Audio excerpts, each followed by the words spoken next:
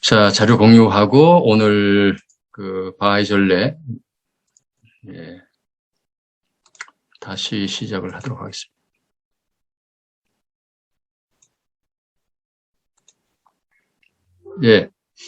반갑습니다. 바하이 신앙 한국 전례 100주년 기념 웨비나 세 번째 시간입니다. 오늘 주제는 바하이 한국사. 그러니까 이제 100년이 됐습니다. 1921년에 처음 소개가 돼서 금년에 2021년이니까 딱 100년이 됐는데 100년의 바하이 한국 공동체 역사를 갖다가 제가 한번 제 나름대로 정리를 하려고 합니다. 이건 뭐 제가 개인적으로 정리를 한 거니까 어떤 공식적인 자료는 아닙니다. 그 점을 미리 좀 양해를 구하고요. 미리 제가 지금 말씀을 드립니다. 이건 공식적인 게 아니라 제가 개인적으로 이렇게 정리해 본 거다 말이죠. 먼저 제가 사진을 하나 몇 개 올렸는데요. 이거에 보면은 여기 백운철 스위스토 이렇게 돼 있는데, 백운철 단장님은 우리 바하이 공동체에서도 아주 특별한 분인데, 이분이 저한테 몇 달 전에 사진을 몇 장 보내주셨어요. 그래서 나중에 알고 보니까 스위스에 갔다 오셨더라고요. 스위스에 있는 이 작은 도시에서 한 달 정도 있으면서 작품 활동을 하셨는데, 그리고 사람들도 많이 만났더라고요. 좋은 분들. 그리고 또 그분들이 이제 작품을 사겠다 그래가지고 그 작품을 주시고 그 돈을 또 이제 한국문화원에 기증도 하시고 한 그런 좋은 일을 하고 오셨는데, 그분이 만든 토우 사진이에요. 이 사진을 갖다 저한테 이제 보내주셨던데, 그 중에 아주 특이한 그 사진이 하나 있었어요. 토우가. 여기 보면은, 굉장히 참 이 아이디어가 기가 막히죠. 이게, 감꽃으로 물들인 그 옷을 입은 형상인데, 이 카메라를 이렇게 찍은 거예요. 제가 오늘, 제가 바하이로서, 물론 종교학자로서 객관적인 입장을, 유지는 하겠지만, 그래도 바하이로서 내부 일, 그러니까, 저희, 어떻게 보면 이제 집안일인데, 그걸 갖다 이야기한다는 것이 쉽지가 않은 일이죠. 그래서 마침 이 이미지가 그와 비슷하다. 그래서 좀 걱정이 되는 게, 이게, 여러분 잘 아시다시피 팔이 안으로 굽는다고, 또 이제 미화를 한다거나 그런 일을 피해야 되겠죠. 그래서 제가 좋아하는 이제 바하이 글귀 중에도 이런 말이 있습니다. 판단은 공정하게 하고 말은 신중하게 해라. 그리고 정직의 사원의 귀등이 되라. 뭐 그런 말이 있습니다. 그래서 제가 항상 저 자신을 다지는데 혹시 제가 어떤 감정이나 혹은 어떤 이해관계에 얽혀서 판단을 그르치는 일이 없도록 항상 조심을 하고 있습니다. 그래서 제가 오늘 드리는 말씀 중에 혹시 잘못된 게 있으면 지적을 해주시고요. 아무튼 저는 그런 자세에서 기자 정신으로 있는 그대로, 뭐 잘한 건 잘한 거대로, 못한 건 못한 거대로 그렇게 말씀을 드리겠다. 그런 미리 그 각오를 말씀을 드립니다.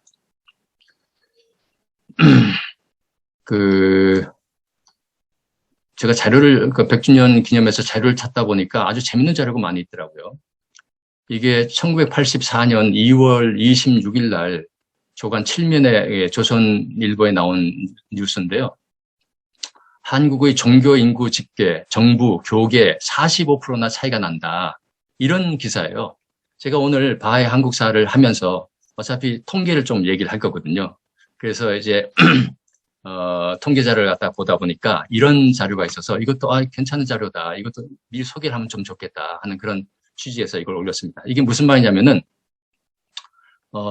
정부에서 우리나라의 종교 인구가 이렇게 된다, 저렇게 된다, 이렇게 이제 조사를 하지 않습니까? 그리고 또 교계에서, 그러니까 각 종교 교단에서 또 정부에다 이렇게 보고도 하고 혹은 신문에 혹은 대외적으로 표방을 이렇게 표명을 한 게 있습니다. 우리는 교인이 뭐 몇만 명이요, 몇백만 명이요, 이렇게 얘기를 하죠. 그것에 차이가 많더라라는 기사입니다, 이게. 이게 어떤 얘기냐면은 심지어는 45%가 차이가 난대요. 그러니까 실제 조사를 해보니까 45%나 차이가 나더라. 그래서 종교계가 큰 충격을 받았다는 얘기인데, 문공부가 경제기획원에 의뢰해서 전국의 상주 인구를 대상으로 해서 굉장히 큰 조사를 했습니다. 종교 인구는 종교계가 주장해온 교세의 절반에도 못 미치는 수준이다. 이런 얘기입니다. 그래서 각 종교단체가 문공부에 보고한 교세는 전체 인구의 86.45%인데 그런데 실제 조사를 해보니까 이게 광복 후 처음인데 해보니까 전체 인구의 39.29%더라. 그러니까 그동안 상당히 이 통계가 허술했다. 이런 얘기를 여기에서 이제 이 신문 기사가 밝히고 있었는데 뭐 종교계가 큰 충격을 받았겠죠. 예. 이거 이런 일이 종교계가 거짓말 하다니 이게 문제가 있잖아요. 그래가지고 쭉 이제 어디에 어떤 문제가 있는가 쭉 나왔는데 여기에 다행스럽게 주장하는 교세와 그러니까 각 교단이나 혹은 교회나 혹은 절이나 이런 데서 주장하는 교세, 여기서 교사는 이제 인구수를 얘기하는 겁니다. 교인의 수와 실제 수가 맞는 종교가 있다라는 얘기예요. 천주교가 이제 맞더라. 그래서 오히려 문공부 통계보다도 30여만 명이 더 늘었습니다. 조사를 해보니까.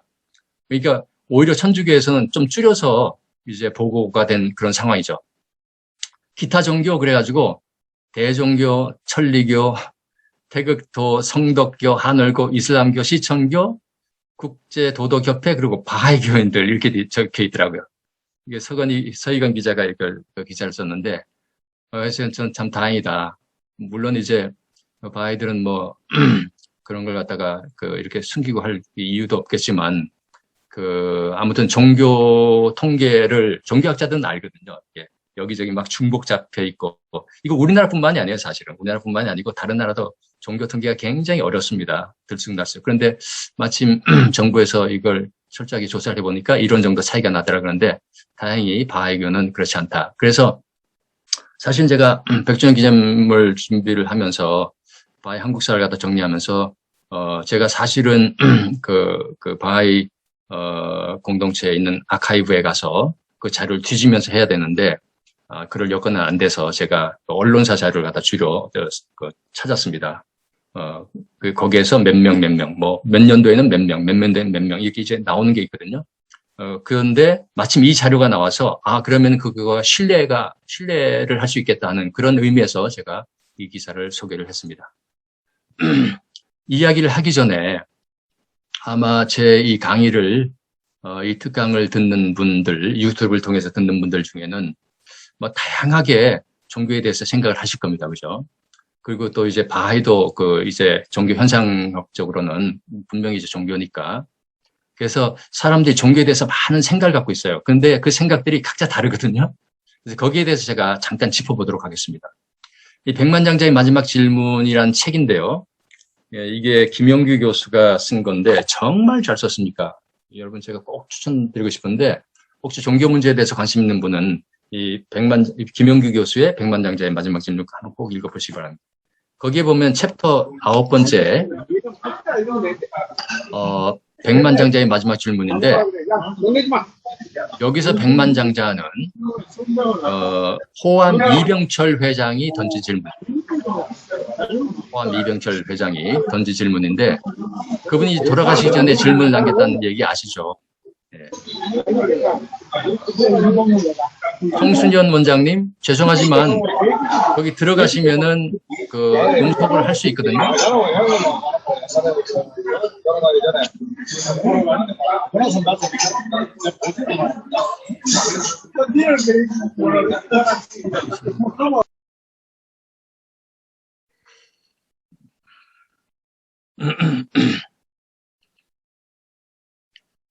예, 고맙습니다.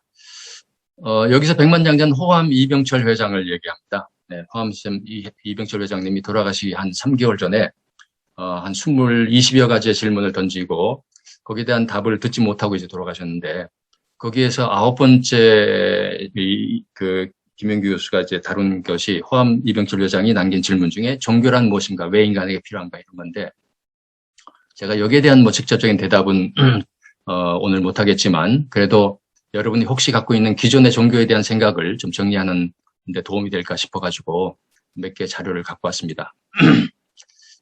제가 종교와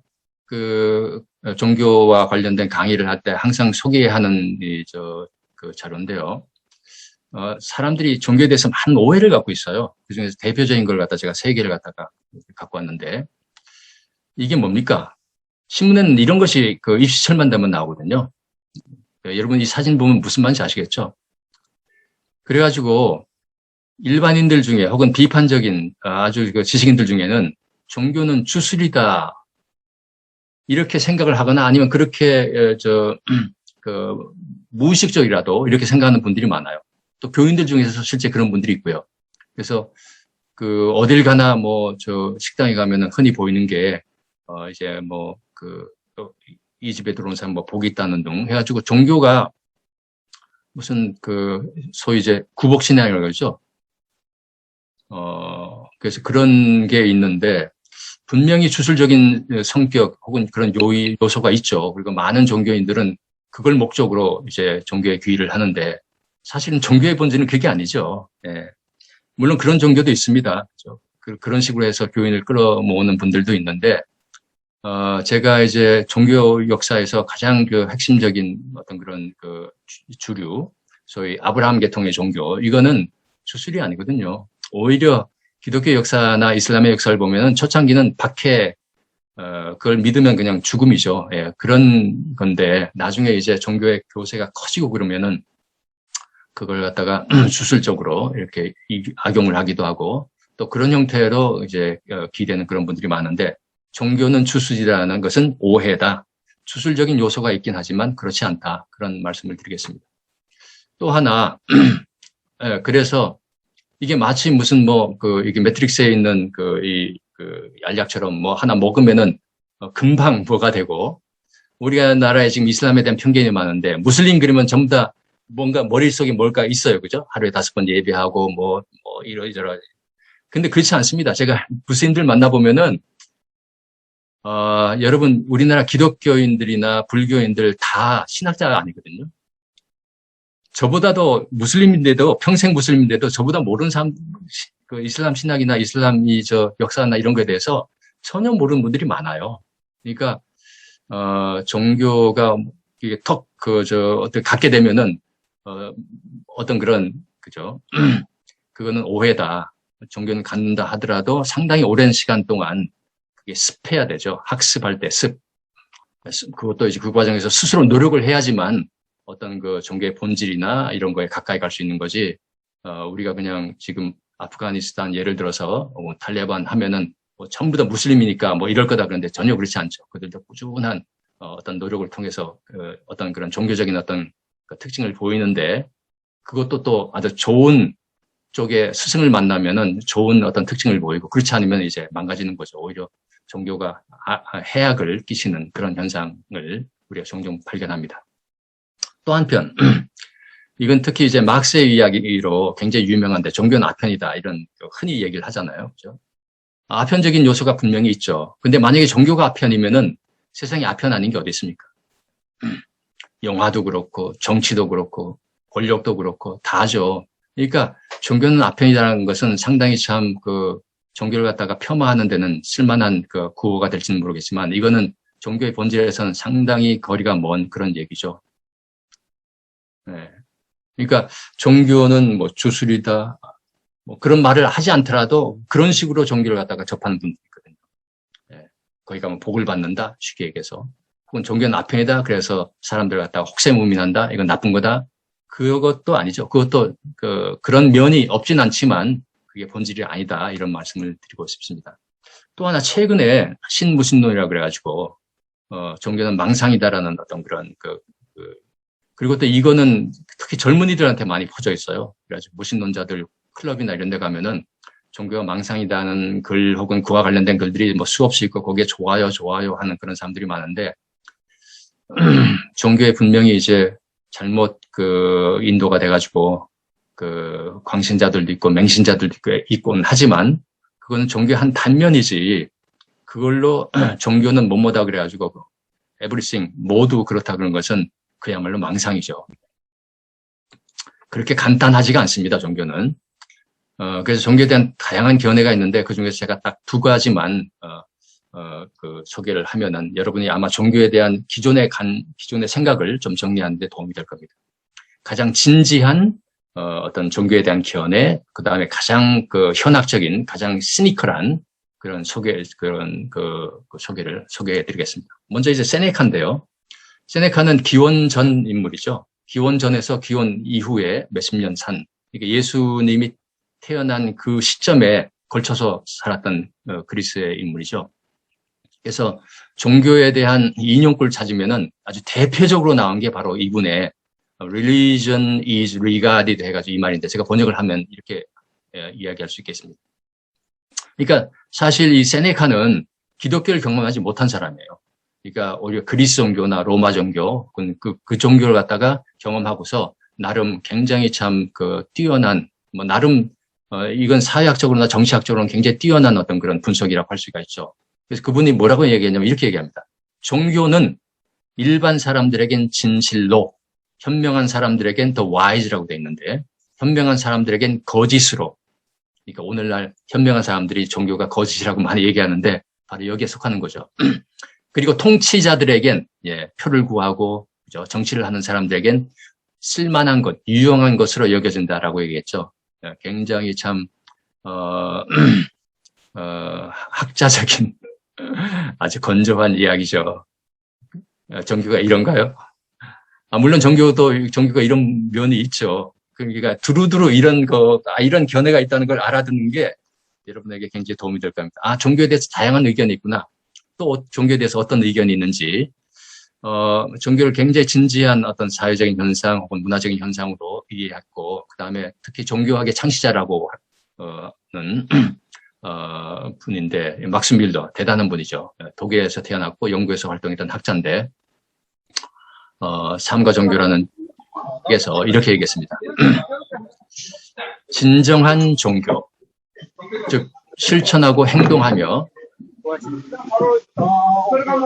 금요일 날마다 저녁에 줌 세미나 하는 게 있는데 내가 지금 녹음을 진정한 종교, 즉 실천하고 행동하며 생동하는 종교는 논리적 또는 형이상학적 천착과는 거의 또는 아무런 관계가 없다. 종교는 삶, 새로운 삶, 신 앞에서의 삶이다. 그러한 삶은 재생, 거듭남이라고 표현할 수 있는 그 어떤 것으로부터 나온다. 이게 이제 기독교에서 얘기하는 메타노니아, 그죠? 완전히 회심하는 거죠. 그런 어떤 경험을 통해서 나오는 거다. 이렇게 이제 굉장히 진지하게 얘기했는데, 이게 이제 원어에는 religion이라고 되어 있는데, 제가 보기에는 이 religion이라는 단어보다는 차라리 이렇게 쓰는 게 훨씬 더 좋지 않을까 하는 생각을 합니다. 뭐냐면은, 진정한 신앙은, 영어에 오히려 faith가 이게 더 가까운데요. religion과 faith가 좀 차이가 있잖아요. 그죠? 그래서, 종교인과 진짜 신앙인, 좀 어떤 그런 뉘앙스의 차이가 있어서, 오히려 이 막스 밀러의 이야기는 릴리전을 신앙이라고 표현하는 게 훨씬 더 좋겠다 하는 생각에서 제가 이렇게 한번 바꿔봤습니다. 진정한 신앙, 즉 실천하고 행동하며 생동하는 신앙은 논리적 또는 형이상학적 천착과는 거의 또는 아무런 관계가 없다. 여기 논리적 형이상학적 천착이라는 건 뭐냐면 막스 밀러가 그 당시 지금 이제 1900년대 1823년부터 1900년대에 살았는데 이 당시 유럽의 지성사는요. 종교가 이제 슬슬 기독교가 워낙 그 당시 그 지식인들한테 이제 배척의 대상이 되면서 종교에 대해서 굉장히 반종교적인 종교에 대해서 굉장히 비판적인 이때가 바로 소위 그 폴바흐, 포여바흐 이런 어떤 그런 무신론자들이 서서히 이제 두각을 나타내는 그 시기이거든요. 그러니까 이 말은 그런 의미에서 지성사적으로 당대의 종교에 대한 혹은 신앙에 대한 그 거부 반응을 의식해서 쓴 말입니다, 이게. 그래서 진정한 신앙, 즉 실천하고 행동하며 생동하는 신앙은 논리적 또는 형이상학적 천착과는 거의 또는 아무런 관계없다. 이게 뭐냐면은 당시 지식인들이 종교를 논리적인 현상으로 혹은 형이상학적인 어떤 그런 이론으로 이걸 규명을 하려고 했어요. 그러니까 그렇지 않다. 종교는 삶이다.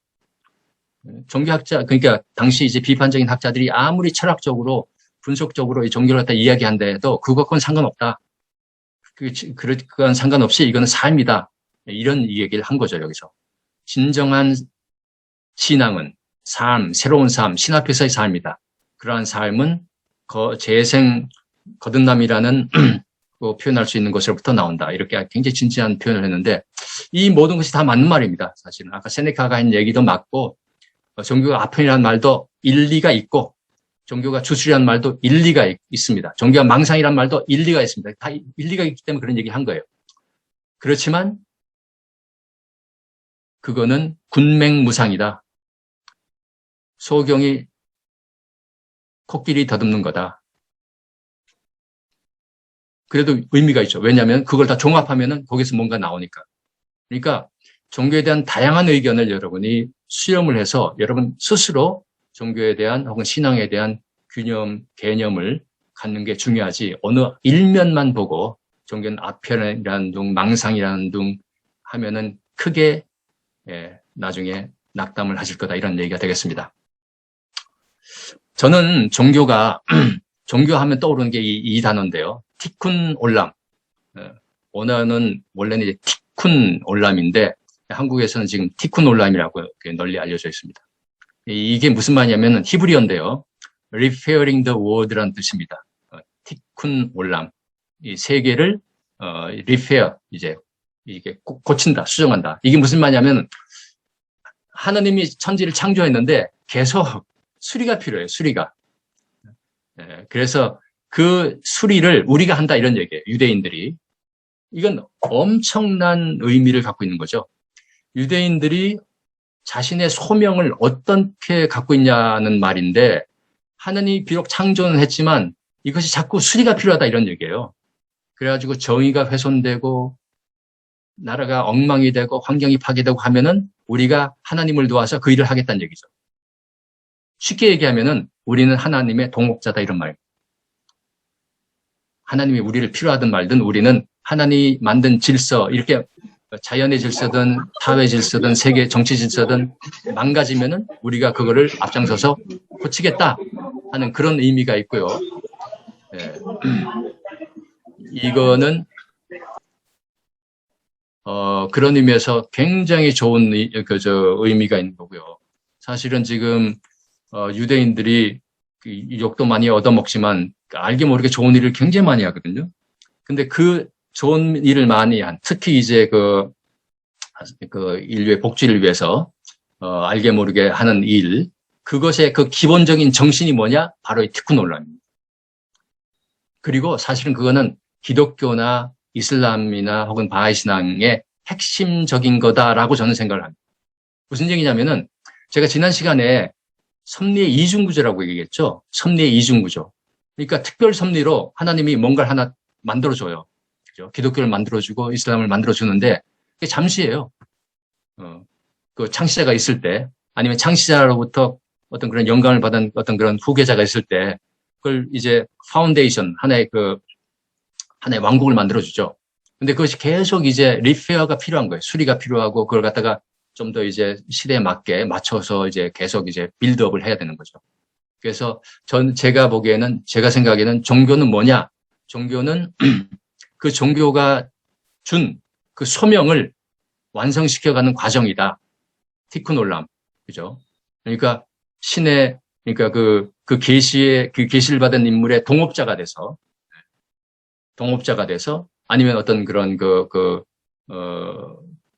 동역자가 돼서 그 세상을 만드는 거죠. 그러니까 예수님이 예를 들어서 어떤 복음을 전했으면은 그 복음이 이 지상에서 실현이 되도록, 그렇죠? 실현이 되도록 노력하는 자세, 노력하는 어떤 그런 거죠. 거기 가서 무슨 복을 받고 뭐 병을 고치고, 물론 하다 보면 병을 고쳐지기도 하고 돈이 벌리기도 하고 명예가 얻어지기도 하지만 그거는 과정에서 얻어주는 부산물이지 그거를 목적으로 가서는 크게 잘못된 신앙이다. 이런 말을 제가 드리고 싶습니다. 이건 바하이들한테도 다 해당되는 거고요. 그래서 제가 바하이 한국사라는 그 글 쪽방에서 지난 시간에 인용해 드린 건데 바울로께서 그 그리닝 선지입이라는 그 글 속에 보면 이 말이 나옵니다. 하느님께서 당신의 예언자들을 인간에게 보내시는 목적은 두 가지다. 첫째는 인간의 자녀들을 무지 어둠에서 해방시켜 그들을 참된 이해의 빛으로 인도하시기 위함이다. 자, 첫째 목적은 개인적인 겁니다. 개인적으로 무지 어둠에서 이해의 빛으로 나아가도록, 그죠? 이해의 빛으로 나아가도록. 우리가 영적으로, 정신적으로 이러이러한 이제 능력을 갖고 이런 걸 갖다 갈고 닦아야 되겠구나, 그죠? 뭐 쉽게 얘기해서 인의 예지신입니다. 팔정도, 육바라밀, 그다음에 정의로운 이런 것들이죠. 그런 걸 갖다가 인도하기 위해서 하나님이 예언자를 보냈다. 이거 첫 번째 목적. 두 번째 목적이 뭐냐? 두 번째 목적은 사회적인 목적입니다. 둘째는 인류의 평화와 평온을 보증하고 그것이 확립되게 할 모든 수단을 제공하시기 위함이다. 그러니까 하나는 개인적, 하나는 집단적인 거죠. 그러니까 기독교인, 특히 이제 이런 그 메시지가 아브라함 계통 종교에서는 아주 카르디날, 핵심적이거든요. 이슬람에서도 가장 중요한 게 정의입니다. 정의. 지금 만약에 이슬람사에서 정의가 이루어지지 않다 그러면은 그것은 그들이 잘못하는 거예요. 이슬람이 잘못한 게 아니라 무함마드가 그걸 명령한 거예요. 너희들은 정의를 세워라 사회에. 제가 보기에는 뭐 아브라함도 그랬고 노아도 그렇고 물론 이제 각각의 시대적인 상황에 맞춰서 한 거죠. 그러니까 바하이 신앙이 그럼 뭘 하려고 하냐? 바로 이겁니다. 개인적으로는 무지 어둠에서 이해의 빛으로 나아가도록 도움을 스스로도 하고 그다음에 이웃에도 도움을 주는 그것이 목적이고 또 더 나아가서 사회적으로 시간적으로 여유가 있으면은 공동체 삶에 뛰어들어서 그 공동체가 평화와 평온함을 얻을 수 있게 보다 정의로운 사회, 보다 뭐 공정한 사회, 보다 진실된 사회 그런 문화 그런 걸 만들도록 노력하라는 소명을 받은 거죠. 앞에서 얘기했듯이 그죠? 뭐 통치자에게는 쓸만한 거고, 그죠? 현자에게는 그 거짓이고 뭐 그런 게 아니라 진정한 종교인들에게 주어진 소명은 이거고 그것이 잘못되고 그것을 잘 안 하고 또 때로는 자신들의 신앙으로 종교로 말미암아 어떤 여러 가지 권력과 권리와 이런 걸 갖다가 악용하다 보니까 지식인들이 그렇게 비판적인 이야기를 하게 된 거죠. 거기에 대해서는 종교인들이 스스로 철저하게 반성을 해야 된다. 저는 그런 생각을 합니다. 자, 그러면 지금부터 본론에 들어가서 이러한 배경을 갖고서 제 얘기를 들어주시기 바랍니다. 이거는 바하이 신앙뿐만 아니라 다른 신앙도 특히 아브라함 계통의 종교를 이해할 때는 이거를 이해하지 않으면은 그죠? 결국은 이제 헛다리 짚는 그런 결과를 초래하게 되고